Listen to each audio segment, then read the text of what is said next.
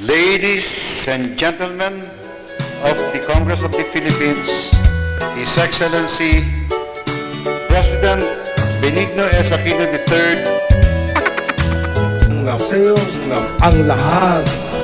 Pinamahal kitang pagkat. Nasa'yo ang lahat. Pati ang puso ko.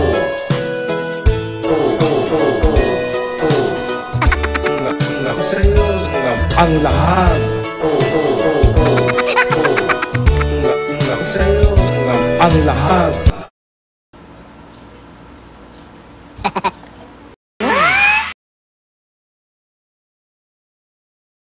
Paguhin ang buhay, maglilingkod sa inyo.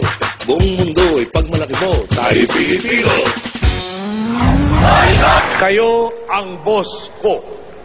Kaya't hindi maaaring hindi ako makinig sa mga utos ninyo.